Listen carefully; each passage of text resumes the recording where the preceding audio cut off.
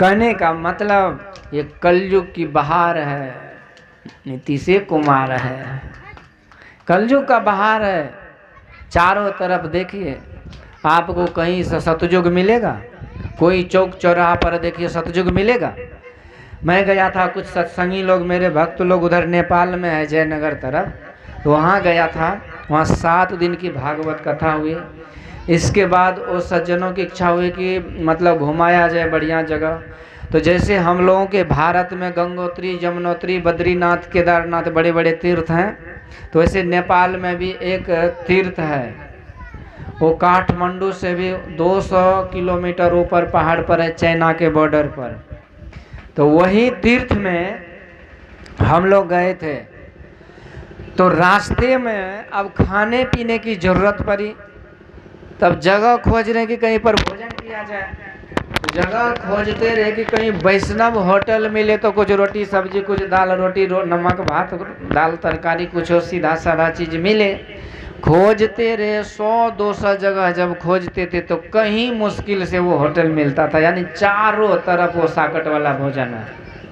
अब कहिए नेपाल हिंदू देश कहा जाता था एक जमाने में, चारों तरफ भक्त भक्ति बैठे पड़े, पर सब कहीं भी आपको वैष्णव होटल नहीं मिला। मुक्तिनाथ धाम था वो जगह का नाम, चाइना के बॉर्डर पर था। ऋषि का नाम कलयुग है। न आपको अच्छे वातावरण मिलेंगे, न अच्छे ओढ़ावा पहनावा मिलेंगे, न अच्छे चाल चलन मिलेंगे, न रहन सहन मिलेंगे, सब उसी रंग में रंगे हुए, कलयुग के पूरे रंग चढ़े हुए हैं। जबकि अभी कलयुग पलने पर है। पलने का मतलब समझते, अभी कलयुग बच्चा ही, अभी तो 5000 साल ही हुआ। कलयुग क्या ही 4,32,000 साल है। अभी तो 5000 साल का पलना में झूल रहा है कलयुग। और जब कलयुग बड़ा होगा, पूरे रुतबा में आएगा, पूरा फूल फलों में आएगा, फूल फॉर्म में आएगा, तब क्या रूप होगा आप विचार सकते हैं। उसमें कौन बचेगा? धरे न काहू धीर, सबके मन मन सिज हरे, जे राखे रघुवीर ते उबरे तेहु काल ना। उस समय कोई नहीं बच सकता। तुलसी बाबा से पूछा तो सब गया राम हो गया? कहते नहीं बचेगा। जे राखे रघुवीर से उबरे तेहु काल में, उस काल में भी वो बच जाएंगे जिसको परमात्मा बचाना चाहेंगे। श्री सतगुरु महाराज। तो परमात्मा तो बचाना तब चाहेंगे जब उसके पास रहेंगे, उसके रडार से दूर रहेगा। आपका टावर तो तब पकड़ेगा जब कवरेज एरिया में रहिएगा। और कोई पहाड़ पर्वत गुफा में घुस जाएगा तो वहाँ टावर पकड़ेगा? तो यही है टावर का एरिया, कवरेज एरिया है। जो सत्संग के अंदर इर्द गिर्द रहेंगे वो परमात्मा के कवरेज एरिया में रहता है, उस पर उसकी रक्षा होती है और कलयुग के कुप्रभाव से वो बच जाते हैं। गोपीचंद की माँ ने बोली थी, गोपीचंद भी राजा का ही बेटा था। वो दूसरी मंजिल पे राज दरबार, अभी देखिए बड़े बड़े राजा महाराजाओं के किला है, देखिए 5 नौबत बाजती होत 36 राग, 100 मंदिर खाली पड़ा बैठन लागे काग। राजा का क्या शान शौकत था, क्या आलीशान रॉयल लाइफ था। अभी देखिए राजा कहाँ जहन्नुम में चले गए, वो खंडर अभी भी पड़ा हुआ। ये संसार का नियम है। ऐसे राजा थे गोपीचंद के पिता, पर राजा पिता तो मर गए, गोपीचंद 2 मंजिला पर बैठा था और उसकी माँ जो थी राजरानी वो नीचे बैठी थी। गोपीचंद स्नान कर रहे थे, उसकी माँ यहाँ रो रही है ऊपर में, नीचे गोपीचंद स्नान। पानी गिरा तो गोपीचंद दौड़ के गए, देखा कि अपनी माँ, मेरी माँ ही रो रही है। कहते माँ तुम्हें क्या हो गया, क्यों रो रही हो? उसकी माँ कहती बेटा तुम जितने सुंदर भोले भाले हो, मासूम हो, अच्छे हो, रंग रूप सकल सूरत से, इससे भी कई गुना अच्छे तुम्हारे पिताजी थे। आज वो मिट्टी में मिल गए। ये शरीर मिट्टी का पुतला है। या देही का गर्व न कीजिए, स्यार काग गिद खइए, 3 नाम तन विष्ठा कृम होई, नातर खाक उड़इए, जा दिन मन पंछी उड़ जाइए।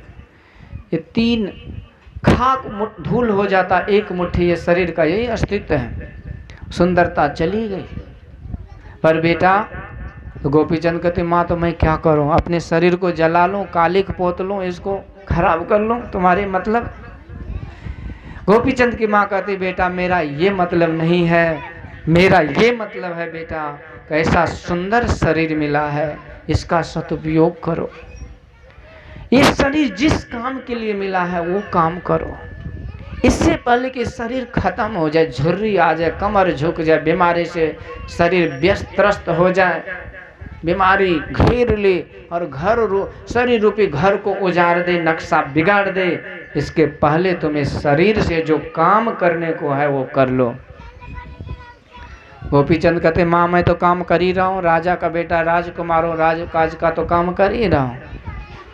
उसकी माँ कहती नहीं बेटा ये असली काम नहीं है, ये शरीर संसार का काम है, ये शरीर इंद्रियों का गुलामी करना है, ये तुम्हारे आत्मा का काम नहीं है।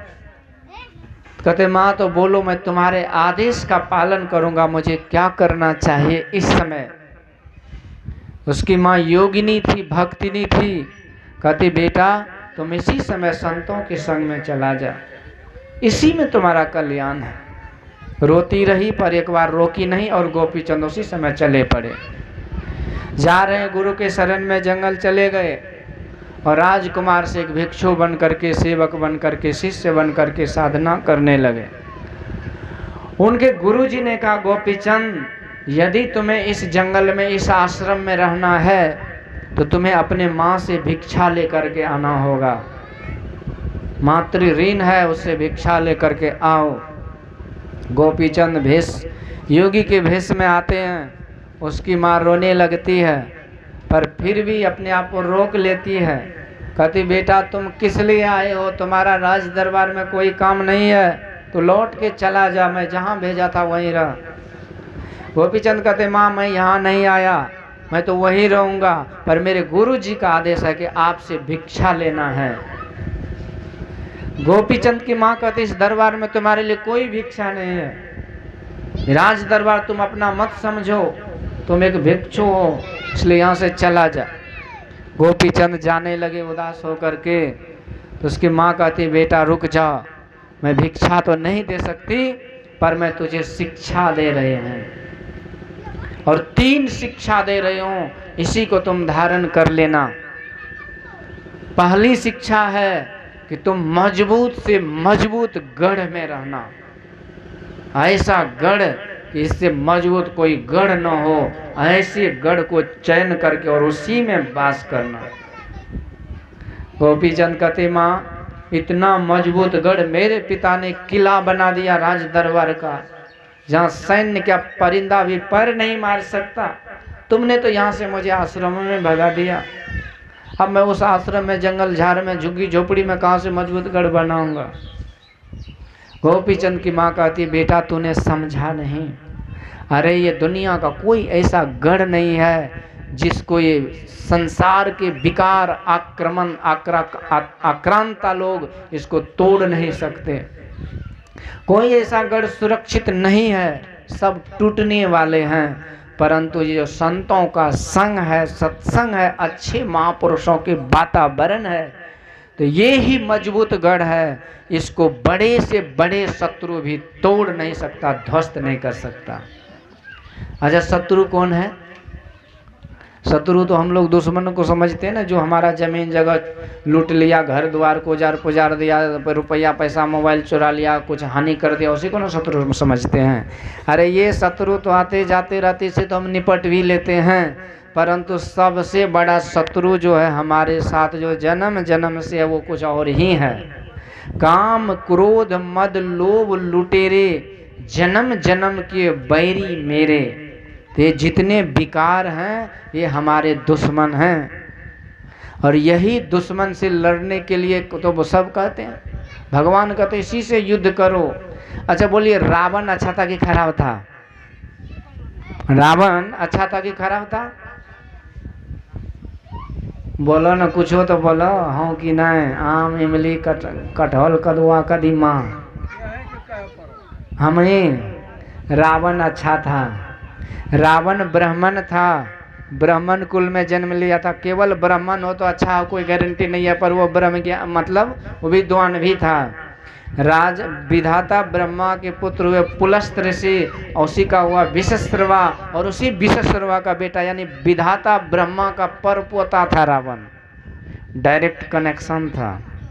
इसलिए 52 लोग अकड़ में रहते हैं, हम किससे कम हैं। एक जगह कथा हो रही थी, एक पंडित जी बैठते थे जरूर, लेकिन भगवान को प्रणाम नहीं करते थे। तो कथाकार कहते कि जब इतना श्रद्धा प्रेम से तुम कथा सुनते तो भगवान को प्रणाम करने में क्या बिक जाता है। तो बोला कि हम बाभन है, भगवान क्षत्रिय है, तो हम उसको कैसे प्रणाम करें। अब कहिए कि अपने आप को भगवान से भी ज़्यादा समझते जाति में। कहने का मतलब कि वो रावण था, अच्छा था, विद्वान था। रावण का जो रुद्री है, वो शिवरात्रि में रुद्री का पाठ होता है, और रावण के द्वारा बनाया गया रुद्री उसका पाठ होता है। ये जो ज्योतिष विद्या देख रहे रावण ने बनाया, बहुत कुछ है जो पंचांग वगैरह वो रावण का बनाया हुआ है, रावण का ही स्थापित किया हुआ वो शिवलिंग वहाँ पर है देवघर में, जिसको रावणेश्वर का शिवलिंग कहते हैं। तो बातें बहुत है। रावण था विद्वान, समझदार भी था, लेकिन रावण को किसने राक्षस बनाया? रावण को राक्षस उस काम ने बना दिया। दुर्योधन को राक्षस उस लोभ और क्रोध ने बना दिया। कंस को राक्षस वो अहंकार ने बना दिया। ये लोग थोड़े खराब थे। तो ये विकार ही आदमी को बर्बाद कर देता है, आदमी को मानव से दानव बना देता है। और वो गोपीचंद की माँ कहती है, बेटा यही विकारों के आक्रमण से तुम्हें वो संतों का संग बचा सकता है, इसलिए सबसे मजबूत गढ़ वो संतों का संग ही है। श्री सद्गुरु महाराज की। इसलिए तुम उसी गढ़ में रहो, ये गढ़ है। इसीलिए कहते हैं avoid the bad company. Once you drop this such kind of great company make sure your journey start towards the darkness. कहते हैं जिस दिन आपने अच्छे लोगों की संगत को त्याग दिया, उसी दिन से आपकी यात्रा घोर अंधकार की ओर होने लगे। क्योंकि संत पंथ अपवर्ग कर कामी भव कर पंथ, कहे संत कवि कोविद श्रुति पुराण सद ग्रंथ। तो संतों का मार्ग मोक्ष का है, और गलत लोगों का मार्ग वो नरक का है। अच्छा देखिए, हम लोग जब यात्रा करते हैं तो टिकट तो लेते हैं ना, ट्रेन यात्रा में टिकट तो लेते हैं। तो टिकट कहाँ लेते हैं? प्लेटफार्म पर। और टिकट कहाँ का लेते हैं? जहाँ जाना होता है। तो इसी तरह से जिसको सुख में जाना हो, मुक्ति में जाना हो, शांति में जाना हो, कल्याण में जाना हो, आनंदमय जीवन में आनंद ही आनंद के रास्ते पर चलना हो, तो उसके लिए टिकट इसी सत्संग से मिलता है। यही सत्संग में भक्ति भजन का जो टिकट ले लेता है, वो मुक्ति के मार्ग पर, यानी मुक्ति के मार्ग पर चलने वाले ट्रेन में जानिए बैठ जाता है, वो मुक्ति के मार्ग पर चलेगा। और यदि जिसको नरक जाना हो, जिसको दुख में जाना हो, पाप में जाना हो, अंधकार में जाना हो, कहाँ से टिकट मिलता है उसका? तो कलयुग को वही 4 जगह दिया था परीक्षित रहने के लिए। कहते कलयुग जहाँ दारू शराब चलता हो तुम वहाँ रहो, जहाँ मीठ मछली चलता हो तुम वहाँ रहो, जहाँ नाच नटंगी अश्लील नाच गान होता हो तुम वहाँ रहो, और जहाँ जुआ चलता हो वहाँ रहो। ये 4 चीज़ जहाँ पर हो, जहाँ 4 यार वहीं गुलजार, जहाँ 4 यार तो वहीं तुम रहो और गुलजार करते रहो। अच्छा एक बात बोलिए, 4 चीज़ से कोई जगह खाली है? भले आज दारू शराब बिकता नहीं, लेकिन होम डिलीवरी होता है कि नहीं? दारू रुका थोड़ी है। ब्याह शादी में जाइए, आपको पैकिंग मिल जाएगा। इधर एक जगह कहानी में कथा किया था, जहाँ गया था, इधर ही है, सुपौल जिला की ही बात है। इधर 2 महीना पहले कथा मेरा होना था, उसके पहले फ़ोन आया कि बाबा जो ब्याह हुआ था ना, उसमें 25 गो कुर्सी या 17 गो टेबुल चकनाचूर हो गए। काहे तो पिया खाया उठा पटक किया गर्दा गोल हो गया। ये 4 चीज़ है। आज भले दारू शराब ठीक है रुक गया है, लेकिन घरे घर सब स्कूल में मुर्गा मछली अंडा गंडा चला रहा है कि नहीं? तो सरकार को अकल थोड़ी है। वो कौन सा सत्संग भजन किया है? दिन रात तो वोट गिनती में लगा रहा। तो एक चीज़ को सही करेगा तो दूसरा उससे ज़्यादा खराब कर देगा। पहले हर स्कूल में अंडा चलाता था क्या? अब हर स्कूल में बच्चे अंडा खाएगा। वो तो सरस्वती माँ का विद्या मंदिर है और वहाँ अंडा गंडा चलेगा तो मानव बन के निकलेगा कि दानव बन के निकलेगा? हर स्कूल में अंडा है, इसलिए आने वाले भविष्य में भी कोई वैष्णव उसका कोई चांस नहीं है। इसलिए हर घर में नौटंकी। ये कलयुग का करामत है। कहने का मतलब ये है कि दारू शराब जुआ ये चलता ही है, हर जगह चल रहा है। ये कलयुग का अड्डा है जो सब जगह जमाए बैठा है। इससे बचने का एक ही रास्ता है, ये सत्संग में आइए, ये मजबूत गढ़ है।